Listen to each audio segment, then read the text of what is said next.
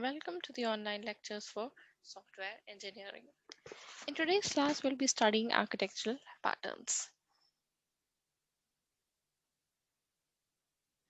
In the previous class, we have studied about architecture styles. Within these styles, we have studied the few styles, architecture styles that were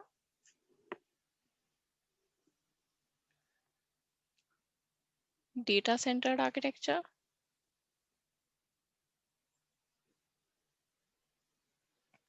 data flow architecture,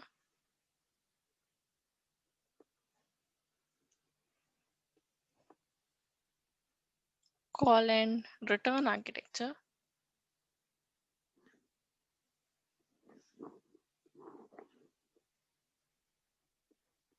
object-oriented architecture, and the last one is layered architecture. So these are the 5 different styles that we have studied. In today's class, we'll be studying about patterns, and I'll give an example for what is the difference between the architectural style and the architectural pattern.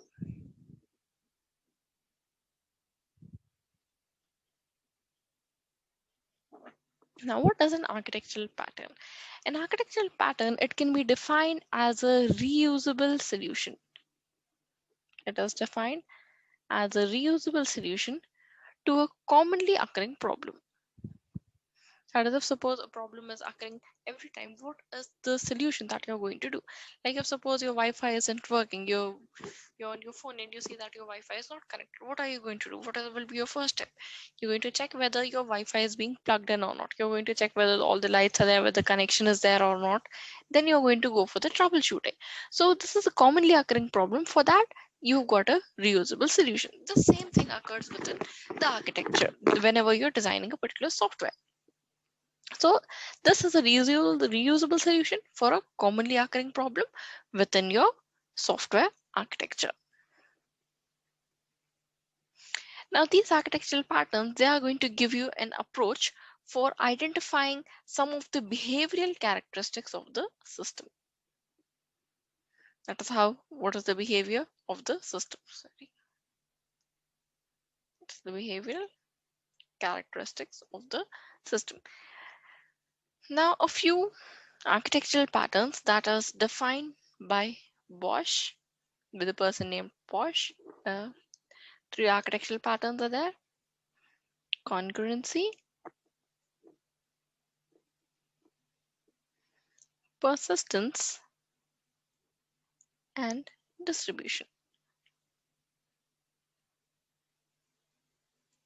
So in styles, we have studied 5 different patterns, 5 different styles are there. And in patterns, we are studying there are 3 different styles that were defined by the person named Bosch. Now, if we take an example for what is a pattern and what is a style, we take an example of a style. A style can be like how you're going to design a building, or how is a door going to be built, or the window. These are the example of your styles. What type of door you're taking, what type of windows you're selecting, how is the building going to look like. These are your different architectural styles. Whereas when you come to patterns, if we take an example for patterns, it is going to tell you, if suppose you want to redesign your room. So within this room, you're going to have different patterns. You're going to have where the sleeping area is going to be, where the study area is going to be, where is going to, all these patterns are defined. So you're going to have different patterns. Like you can have a kitchen pattern, placement of different applications can be there within a kitchen. Within a kitchen pattern, where the appliances need to be there, where the stoves need to be there, where the cabinets need to be there, where is going to be the countertop, the lighting, everything. So this is an example of styles and patterns. Now coming on to the different architectural patterns, the first one defined here is concurrency. Now one approach is here, first we'll define concurrency. Concurrency means applications must handle multiple tasks in a manner that stimulate parallelism. That is, when you want to execute different applications parallel, you're executing one specific application, one is being running, you also want to run another application together, that is application 2, or you can have another one also, that can be an application 3. So these are the how you want different applications to be working. You can be downloading a picture, you can be making a presentation, you might be listening to songs. So these are the different applications that are running in parallel. So that is your first type of architectural pattern, that is your concurrency. Now, here you're going to have two different approaches for achieving the concurrency. One approach is to use an operating system, process management system pattern that is going to have this operating system process management pattern is going to have all the features that are built within the operating system. Now, this operating system is going to allow all the different components to execute parallelly. Components to execute concurrently. So all these features are embedded within the operating system itself. Whereas the next one is your task scheduler. Now this task scheduler pattern, this is another approach that is defined by this task scheduler. Now this is going to be executed at the application level. At the application level, this executes. Now whether this task scheduler is going to contain, now this task scheduler, this is going to contain a set of different active objects. Now these different active objects, these active objects, each of them, now there's not going to be one object, they are going to be different active objects, like different applications are running. What are different active applications? These are your active applications. Now these active applications, these all are going to have a tick operation. This is going to have a tick operation. Now the scheduler, this task scheduler, this task scheduler is going to periodically invoke this tick operation for the next concurrent object. Now suppose this is going to have one tick operation, one is the other application is having another tick operation, another one has another tick operation. So this scheduler is going to pick the tick operation that is concurrent to the object, that is the one that is running. So this is going to pick this is going to pick another application concurrent object. So these are two ways in which concurrency can be achieved.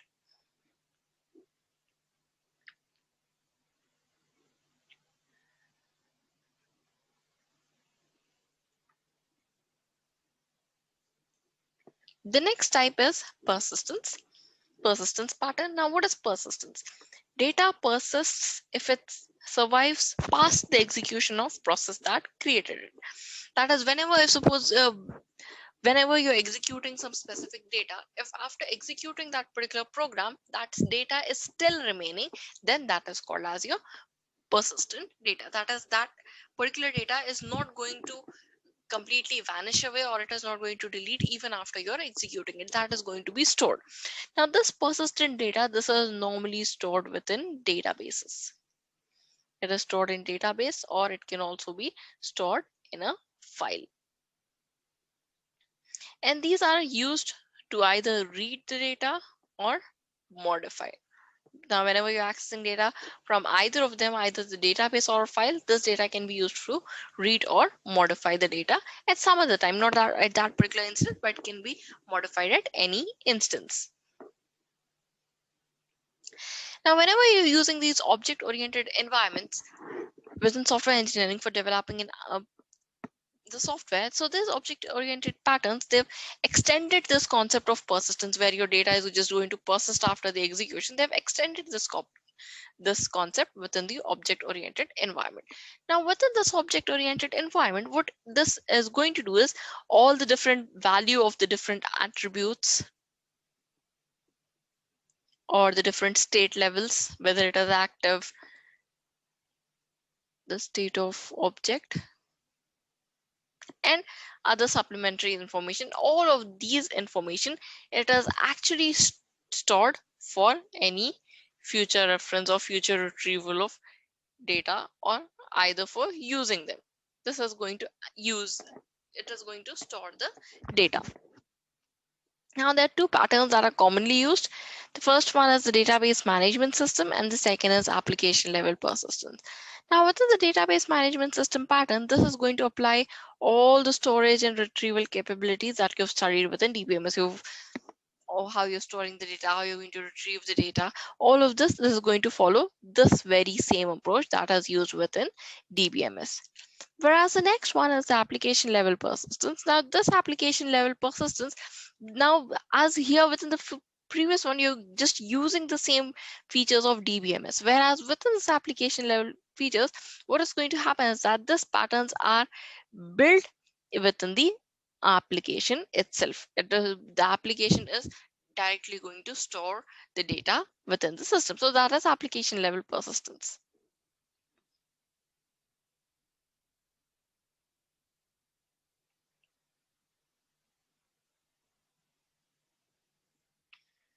The next type of architecture is distribution.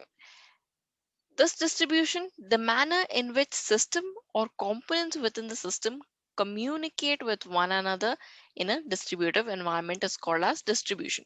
Now, distribution means distribution like distributing the data.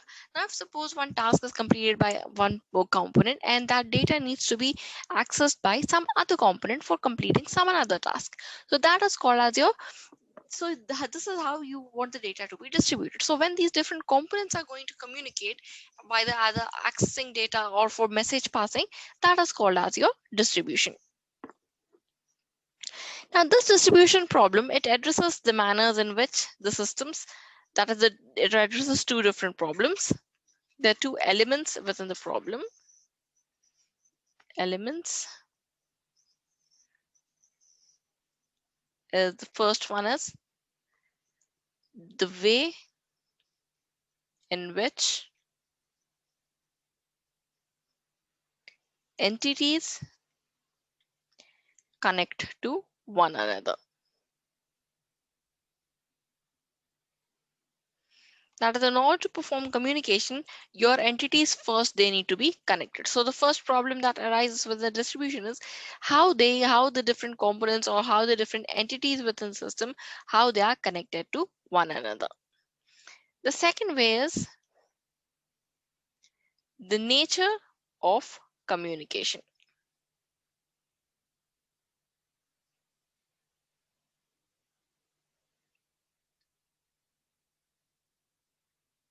That is going to occur between the different components or the different elements. So these are your two elements that are considered as a problem for distribution. So how one component, this is another component. How these two components are connected and what is the nature of communication, how they're going to communicate, whether that is going to be done by message passing or either by using shared memory. Now, the two techniques here that can be used for communication. Now, shared memory, it is like where all of your data are going to be stored within a file that will be accessed by the different components. That is one way of communication. Or message passing means you're going to request some specific data from the application by sending a message, and the another person is going to reply you with that particular data. So that is how you can communicate between the different applications. Now, there's one common pattern that is used within the distribution. That pattern is called as your broker pattern. This is the most common pattern. Now, this broker pattern, it acts as a middleman between the client component and the server component. So if we take one as client and the another one as server.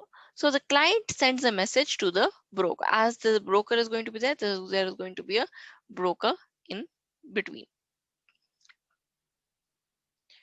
So the client is going to send the message to the broker, and this is going to complete the connection. So broker is then going to forward the data to the server. So this is how the broker connection, the broker distribution pattern is going to work. Like, you're going to have a middleman in between that is going to establish the connection, or whenever you want to disconnect the connection, you're going to make contact with the broker. Now, one example for distribution is the Corba. This is an example for the broker distribution pattern.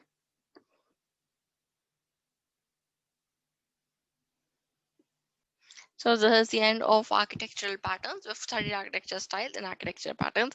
Now these two answers are important. Architectural styles, it can either ask the entire styles and patterns answer, or it can ask as 5 marks each of them. So this is important answer.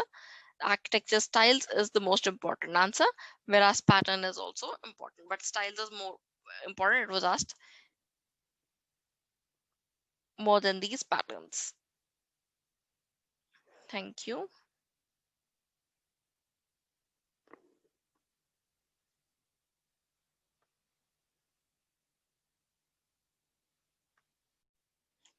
Welcome to the online lectures for software engineering.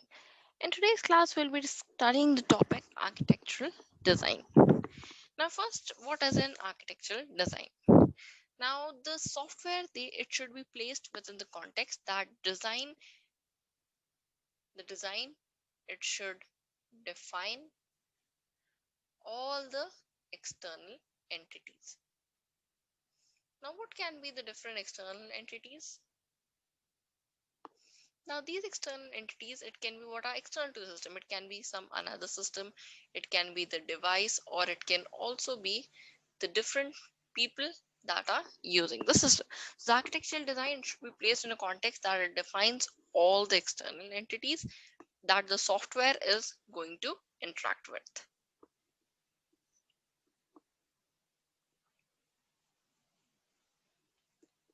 And you're also going to know what is the nature of the interaction.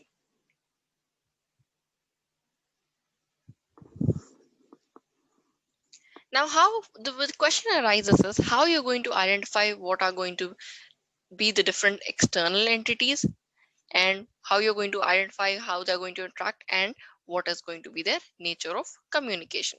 Now, this is identified as,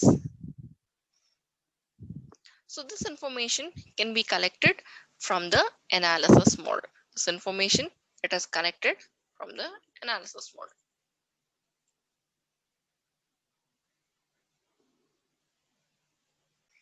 Now, when the analysis model is used, in this analysis model, it is like it is going to give you a link between the design model. It is going to tell you what are different information, what are the behaviors, what are the functions of the system, what are the different components, how they are going to be connected. So it is basically going to tell you what are the different preliminary. It is going to give you the entire preliminary mapping of the different components within the system.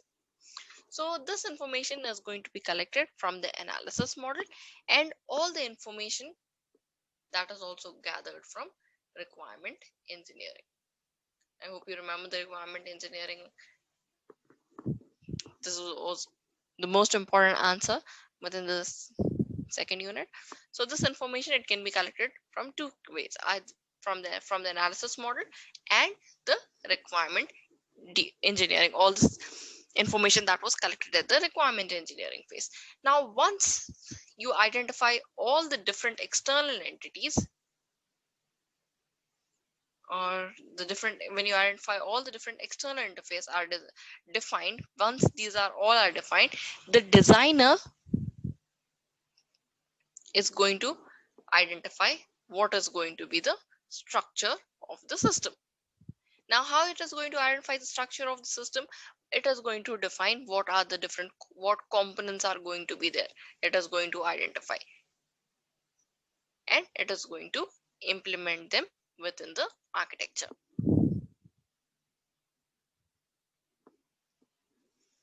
Then this entire process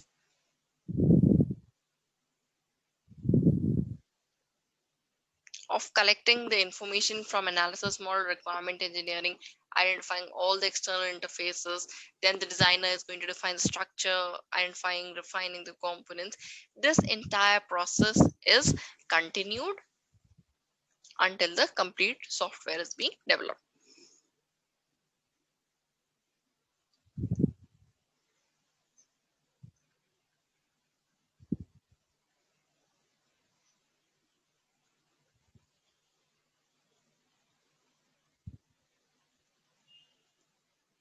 And this process is going to occur iteratively.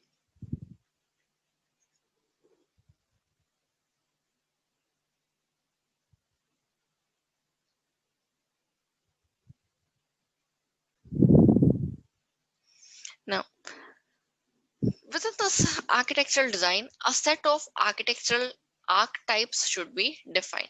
Now, what are going to be the different archetypes? The definition for archetypes is an archetype, it is an abstraction that represents one element of the system behavior. So basically, this archetype are going to tell you what is going to be the system behavior. It is going to give an abstraction of the different elements, or you can say the different components of the system. Their behavior is going to be told by this archetypes. So a set of different archetypes are going to be identified. Now this designer is going to specify what is going to be the structure of the system, as I told you, by defining and refining all the software components that implement each archetype. Now this point I've told you as this process is going to continue until the entire software architecture is being developed.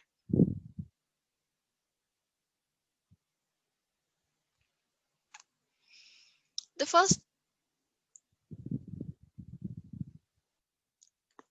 we are going to define all the system different external entities. So how you're going to identify all the different external entities within the system? This is identified at the architectural design level. At the architectural design level, a software architecture is going to make an architectural context diagram. ACD is going to be developed. So that this diagram is developed so that you can model the entire behavior of the system, how it is going to be, how it is going to interact with the different entities, that is going to be identified with the architectural context diagram. Now coming to this diagram, here you have subordinate, superordinate system, actors are there, peers are there. Now coming on to the first one as the superordinate system. Now these superordinate systems, these are the systems that are going to use the target system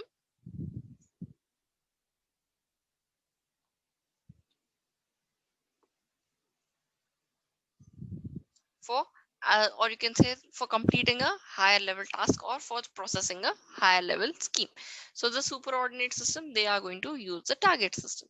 Whereas coming on to the next one, that is the subordinate system. Now these systems, these are used by the target system. For target system, I'm writing as TS.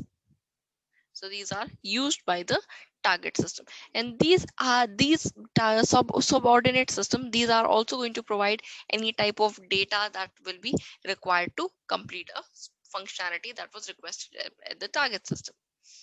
Then the next one is peers. Now these peer level systems, these systems are the system that interact at the peer-to-peer basis. Our peers are going to interact with the peers, that is, they are going to tell you or they whether their information is being produced or consumed by the peers and the target system. And the next one is actors. So actors is going to have different entities. It can be your people, it can either be the different devices. So these entities, how they are going to interact with the target system.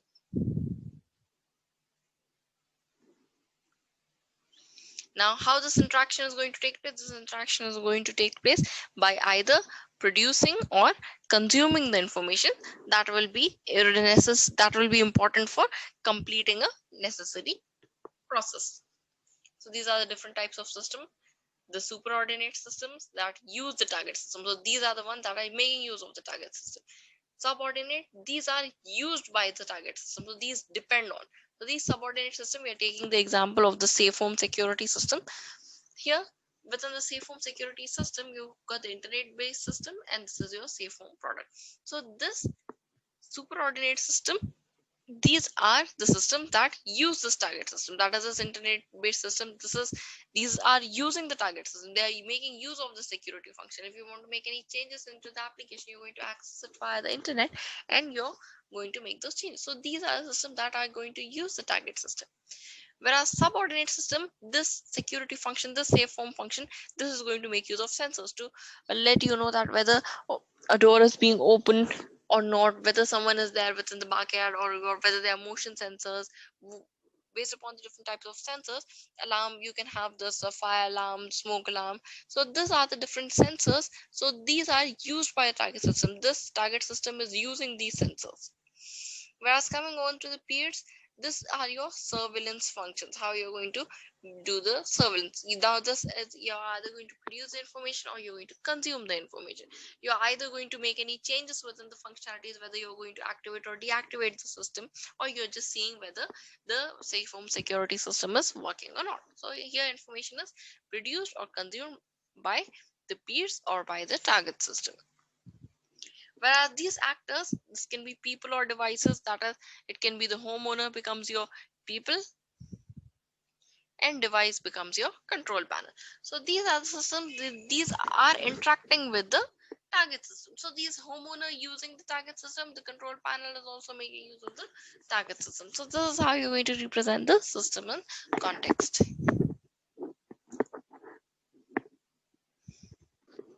So the second type is defining archetypes. Now, within this defining archetypes, we've got the different components. That is, you've got the controller, you've got nodes, you've got detectors, you've got indicators. So this archetype is basically the abstraction that is going to represent one element of your system behavior. So first, we'll begin with node. What is a node? This node is going to represent the cohesive collection of the different input and output elements. Now this can be what are the different types of sensors that you're using, or what are the different variety of alarms. That is what a node is. The next one is detector. Now this detector, it becomes the abstraction of all the different sensing equipments that are going to give in information or to the target system. So these becomes your detectors. All sensors are your detectors. The next one are your indicators. Now this indicators, this is your abstraction that is going to represent all the mechanisms for indicating the alarm conditions.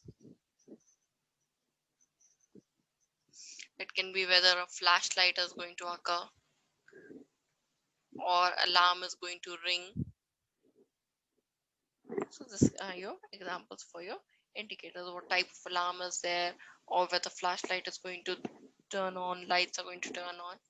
That becomes your indicator. That is how you're going to get to know that there's a breach in security. The last one here is your controller. Now this controller here, it is going to show you all the mechanism that is going to allow the arming and disarming of a node. Where that is, it means that how you're going to activate or deactivate the system. So here you can see that this controller is communicating. That is, you've got link, that controller is communicating.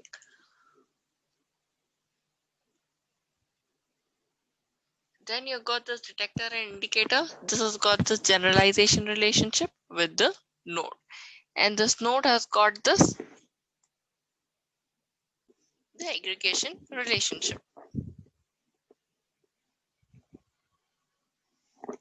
The next step is refining architecture into components.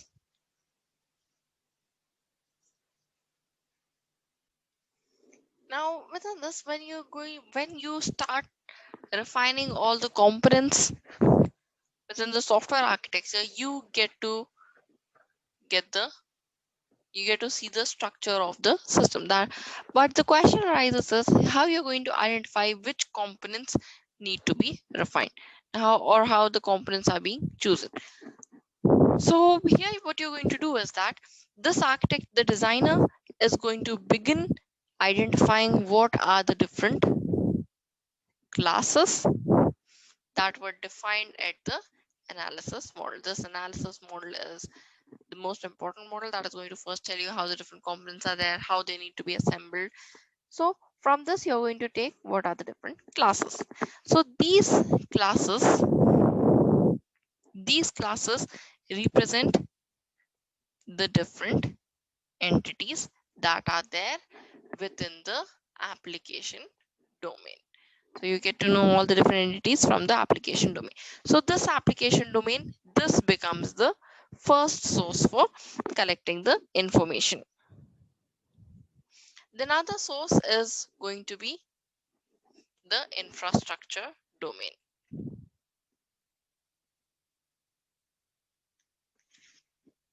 So there are two sources for collecting the information from the analysis classes, that is either selecting them from the application level or selecting it from the infrastructure.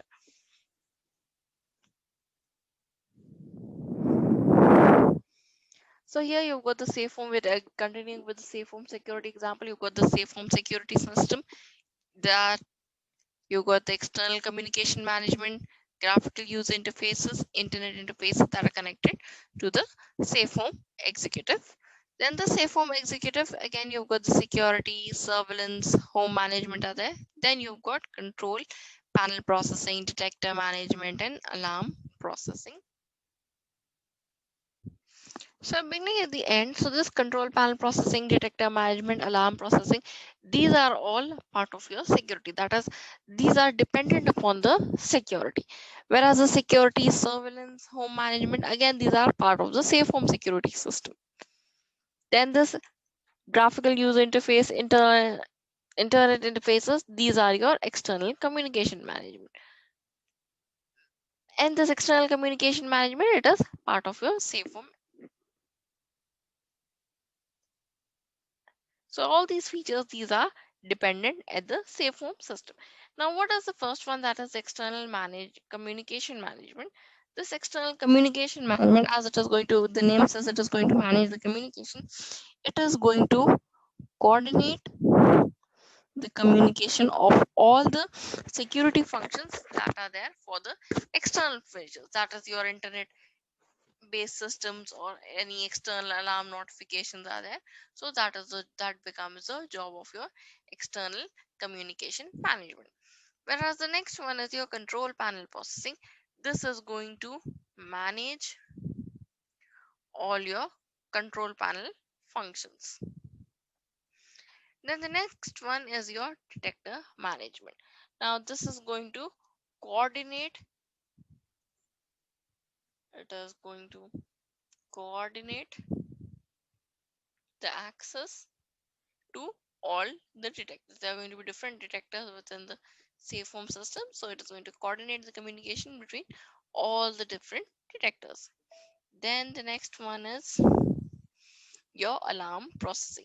This alarm processing, it is going to verify that whether this particular alarm is there due to some event that has occurred, and it is also going to act on the alarm condition.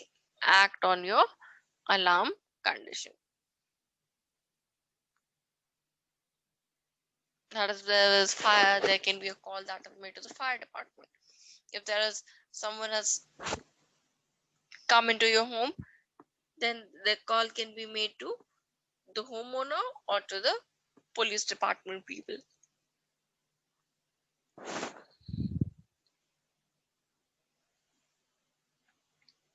The next one is describing instantiation of the systems. So from the beginning, you first identify the context of the system as represented. Then the second one you've done is archetypes are being defined, and then you're all then You've refined the different components, but as the steps are going on, further refinement is still necessary. Further refinement is adding the level of detail. Now here, this is this diagram. Till here it is the same. A few things that are added in here are, just zoom it in.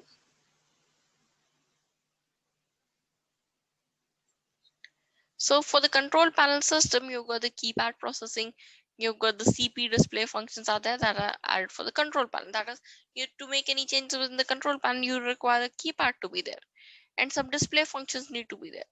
Whereas coming on to the detector management, in order to have the detector management system, first you need to have the sensors. Then the sensors need to have a scheduler, that is, at what, how the alarm are going to ring, what is going to be the type of alarm. So these are your functions of your detector management. Then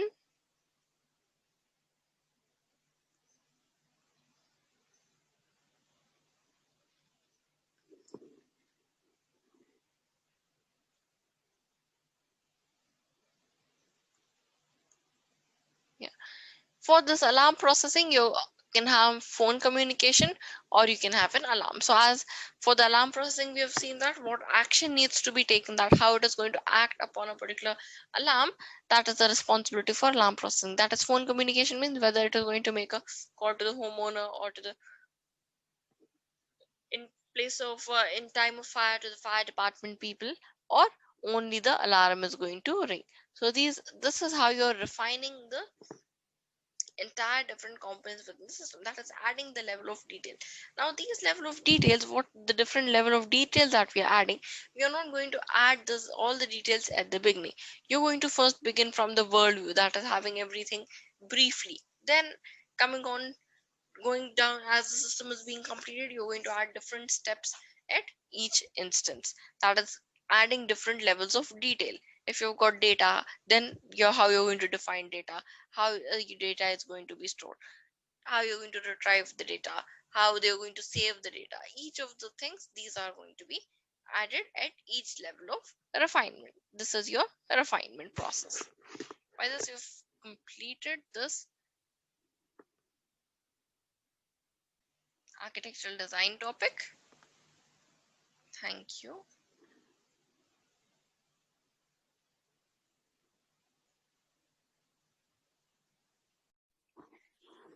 Welcome to the online lectures for software engineering.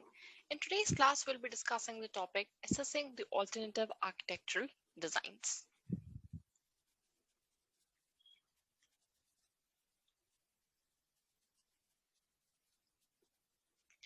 Now, within this, the first topic is architectural trade-off analysis method.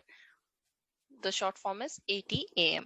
Now, this ATAM, it was developed by the Software Engineering Institution. The SEI has developed this ATAM. Now, what is this ATM? This ATM, it is an evaluation process. It is an evaluation process, so that what type of evaluation is done here? The evaluation process is done for the software architecture. And this evaluation process, this is iterative process. Now, what do you mean by an iterative process? Iterative process means once you've completed a set of 3-4 activities, you're again going to start from the beginning until the entire software architecture is being developed. So the first step here is collecting scenarios. Now, whenever you encounter the word scenarios, it means what type of diagram that you're developing. It is the use case diagram that you're developing. Now, what is the job of this use case diagram? This use case diagram is developed so that it can represent the system that you're developing from the user's point of view. That is what the user thinks of the system, that you can get to know from the use case diagram. The first step is collecting the scenarios. The second one is eliciting requirements, constraints, and environment descriptions. Now, within this, as the term requirements come, whenever you're collecting all the requirements, this is collected at the requirement engineering phase. So all this information, you're going to collect all this information, and you're going to see that whether all the stakeholders issues are addressed or not, or the stakeholders' concerns are addressed or not. Now, what are going to be the concerns of the stakeholders? Those concerns are going to be that if suppose the particular stakeholder wants some specific feature or some specific requirement is there, some specific specification is there, or some requirement of technology is there, whether all the different stakeholders, whether they are satisfied by the development of this architecture or not, that is going to be identified within the second step. Then the third one is describe the architectural styles and patterns. That is what type of style or pattern that you're using. You're going to select that pattern based upon the scenarios and requirement of the system. You're going to select the different styles and pattern that suits your system. Then the next one is evaluate the quality attributes. Now, what are quality attributes? These quality attributes, this can be reliability, performance, security, maintainability. It can be flexibility, testability, portability, reusability, interoperability. So these are your different quality attributes. You're going to evaluate all of them, whether the system that you're developing is reliable or not, whether it gives the best performance, whether it is secure enough, whether the components of the system, whether they can be reused or not. These all things are going to be evaluated. The next point is identify the sensitivity of quality attributes. Now, first you have defined the quality attributes and you have evaluated them. Now, identifying the sensitivity, it means that now there are different attributes in here. This reliability is one attribute, performance is one attribute. Now, what happens sometimes is the attribute gets affected whenever you make change within the system. Whenever any changes are made in the system. So that becomes your sensitivity point. So you're going to identify what are the different sensitivity points within your software architecture. Then the last point is critique candidate architecture developed in step 3. That is when you've identified what is the specific design or pattern that you're using. Based upon that, you're going to critique your candidate architecture using the sensitivity analysis conducted in point 5. That is this, by combining 3 and 5, you're going to critique this software architect. Now, critique means here whether if there is any sensitivity point that is completely changing the functioning of the particular software, then you can change the style or pattern. Now, the next topic is architectural complexity. Now, what is architectural complexity? This complexity, the overall complexity of proposed architecture, that is the software architecture that you're developing, that is called as proposed architecture, is assessed by considering the dependency. That is how much one component or how much the system is dependent. That is called as your dependencies. Considering the dependencies between components, how much one component is dependent upon the other component.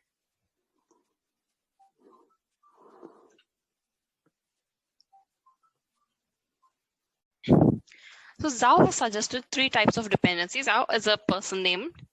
Now the 3 types of dependencies are sharing dependency. Now this sharing dependency, it is going to represent a relationship among the consumer who is going to use the resource and the producer who is going to produce the resource for this very same customer. So that is the sharing dependency. Coming on to the second dependency, that is flow dependency. Now, flow dependency, by the name itself, flow dependency means, if suppose we take an example, if suppose you have got 2 components, one component is U and another component is V. So if suppose that U needs to complete the execution before control flows into V, that is the output of U needs to be given as input to V, or U is communicating with V by using different parameters, then it says that there exists a flow dependency between U and V. Then third type of dependency, it is called as constrained dependency. Now this constrained dependency, this is going to represent constraints on a relative flow of control. Here, what was the flow dependency we know? Now you're going to have some constraint, that is some limitation among the flow of control between different components. If we take the example of again U and V, if suppose you've got again U and V, now this both components U and V, they cannot execute at the same time. Execution at the same time is not possible. Then there exists a constraint relationship between U and V. So this is a limitation that U and V, both of them cannot execute at the same time. Coming on to the next one, architectural descriptive language, ADL. Now, what this ADL is going to provide you with semantics and syntax. Now you are aware of this term that we've studied within ALC. So this ADL, it is going to provide you with semantics and syntax. So this can be used to describe a software architecture interface. Now what is interface? Interface is basically a connection mechanism, how different components are going to communicate. They are going to communicate via using an interface. Now this ADL, this architecture descriptive language, it is going to provide the designer with a few abilities. That ability is going to decompose the architectural component. Now what you're going to have one architecture, there can be several components here. So you can decompose all these components. Then next part is compose individual components into larger architectural blocks. Suppose you've got one component, second component is there, 3, 4 different components are there. You can combine all of this different components and make it into an architecture. So we've got decomposing the architecture, then composing the individual components into a larger architectural block. Then third point is represent interfaces between components. Now, as you're going to have different components are there,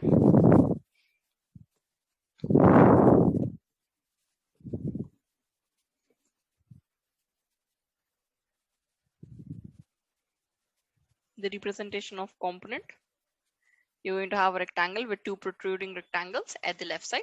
So how these 2 different components are going to communicate, that is going to be shown by making use of interfaces. Interfaces are your connection mechanism.